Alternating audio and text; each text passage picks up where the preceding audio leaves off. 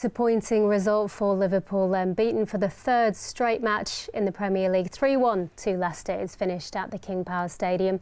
Mo Salah had put the Reds in front with a brilliant opener midway through the second half. Jurgen Klopp's men looking to be in control, but 3 goals in quick succession from James Maddison, Jamie Vardy and Harvey Barnes in the space of only 8 minutes turned the game on its head.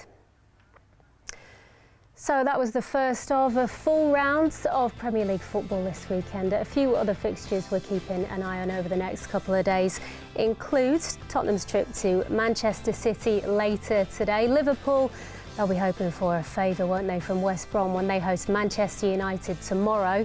That's before Everton are in action against Fulham ahead of next weekend's now massive Merseyside derby. And both of Monday's games as well could also have an impact on the top 4 race as West Ham take on Sheffield United and Chelsea face Newcastle.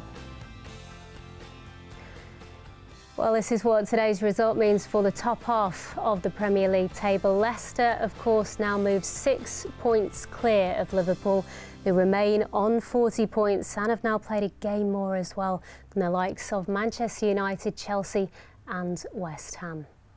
As for the bottom half, those 3 sides in the relegation zone, they'll be hoping to make up some grounds this weekend. 8 points currently separating Fulham in 18th and Burnley in 17th. Well, Jason McAteer and Gary Gillespie back with me in the studio. A bit of shell shock, I think, after that. Gary, what was your verdict? Well, it's kind of just following the same path as what we've been on for a recent number of weeks. Everything was going really well. I think we started the game really well. The first half was good. Even the second half, that goal was right out like Liverpool's top draw with the little bit of magic from Roberto Firmino and the finish by Mohamed Salah. And then I think, as you said, Becky, in the space of 8 minutes, you know, Liverpool have been blown out the water. And you kind of look back and think, how's that happened? Because for long spells and probably most of the game, Liverpool were the dominant side.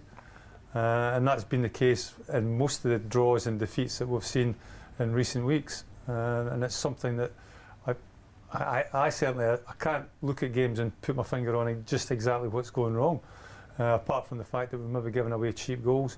I thought the refereeing decisions today were like quite debatable, for want of a better word. And all in all, it's just a disappointing period at this moment in time that we're going through. Yeah, Gary, sorry. Yeah, no, I mean, I listened to Steve Hunter before, as he was wrapping up his, his analysis of the game, and he said it was, really good for 77 minutes. I slightly disagree. I think until the Harvey Barnes was the only goal which I thought should have stood for Leicester. I thought Liverpool were outstanding. As Gary put it, he's a bit perplexed by the refereeing decisions. I'm actually disgusted by some of the refereeing decisions. And that's just not me with a Liverpool hat on, that's me as a football fan. I thought that the foul on Mane was disgraceful. I mean, the referee standing 10 yards away. He was a push. Evans' arms come out, he pushes Sadio Mane to the floor, and they then go on and, Alisson then makes the mistake, which we can talk about later, obviously, but that should never have happened, that mistake in the first place, because it was a foul. The James Maddison free kick on the edge of the box, which results in a decision of an offside, which I still, we've watched it time and time again, over and over.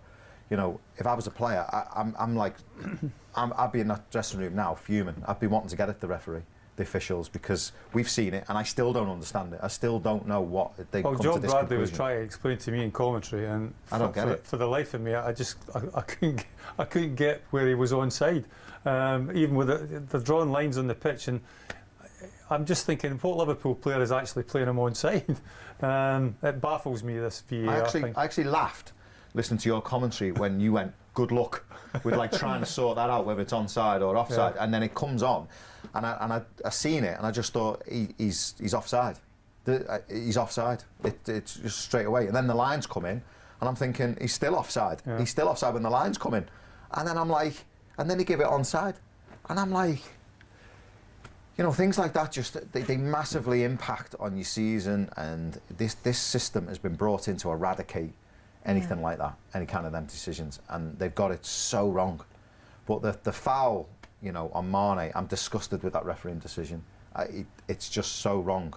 And you know, I know I'm a Liverpool fan, and this is the Liverpool channel, but as a football fan, you can't get things like that wrong. No. You cannot. If that was in any game, if that was Man City or Man United, I'd be saying that's a foul. It doesn't matter. It is obvious, as plain as the nose on your face. That is obvious. But the impact it's had on us, you know, we're already, you know, down here, aren't we, with confidence. You know, then to come off the pitch after putting that performance in.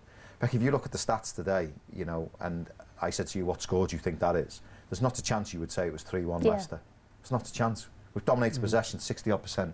We've had 15 attempts. We've had 11 corners. It's just, you know, we can pick the bones out where we think Liverpool are going wrong, but it's certainly not being helped by ridiculously refereeing decisions like that are costing us football matches. It happened to Brighton. We talk about contact. I mean, come on. The Brighton contact is, we could go on forever. So No, but it does raise an important point, as it's by no means the first time this season that we've kind of had this conversation. You don't want to make excuses about you know, officials and decisions, but it's a huge thing, isn't it? And as Jason says, it affects you psychologically. Well, I think it's not just us that like decisions go against. I think this is the state of the game that we find ourselves in at this moment in time, and that means everybody. It's not just Liverpool. It's the state of the game. They have to sort something out. You cannot have a free kick or a penalty as it was given for somebody like a forward just running at defenders and falling over. I mean, that is just absolutely ridiculous. And I'll throw Mohamed Salah into that equation as well. Sometimes the Mohamed Salah, the way he goes down, it's ridiculous as well. It's not just you know, Liverpool players that are getting the benefit of the doubt. It's everybody. It's just, they need to have a total rethink about how they make a decision about a free kick. And they're like, where does the contact? Contact is not enough for somebody just to fall over and go down and get a penalty, or get somebody sent off, or get somebody booked. It's that's just the Welbeck incident. Welbeck's another. I mean, you could go through like the whole season and list. I mean, the list would be endless about the amount of controversial decisions that there have been, not just against Liverpool or for Liverpool, the whole entire Premier League. It's a game that I don't recognise from when I was growing up watching it and then ended up playing it, and even going back to when I was watching Jason playing it at that era. It's totally changed. It's become. I always remember saying on LFC TV, and it might have been about 10 years ago, I'm not 100% sure, this game is heading for a non-contact sport, and it will be a non-contact sport. Any sort of contact, seems to me now, you get a free kick and then you get booked. We saw a challenge by Amartey on, was it James Milner or Trent Alexander-Arnold first half. He's two-footed him. He's gone through on the touchline, on the sideline. He's gone through, two-footed him, and like never, the referee's not even spoke to him. Not even, and then we see Curtis Jones tugging at somebody's jersey or grabbing his arm or grabbing his sleeve there, and he's booked. Yellow card. Game's bizarre. You know, there's supposed to be, this is supposed to be coming in to protect the integrity of the game, cheating and all this kind of stuff, to eradicate, you know, incidences that, you know, the referee might not see, so we get some help, and it's clear and obvious, so we pick up on it, VAR picks up on it, and we change the rule. But it's not working out like that. It's just not working out. You know, you hear of managers being given, you know, really bad run results, 9 defeats on the spin, and we hear he's got a game. This, you know, unless he wins this game at the weekend, he's out. Imagine if that was the case today, and you get sacked. I think it's fine margins, isn't it? And you get sacked because of ridiculous decisions like that.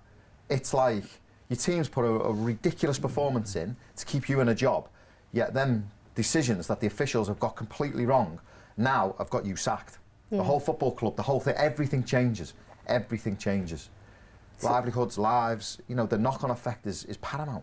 You cannot get so many things wrong when you brought something in to eradicate them mistakes. It just doesn't make sense.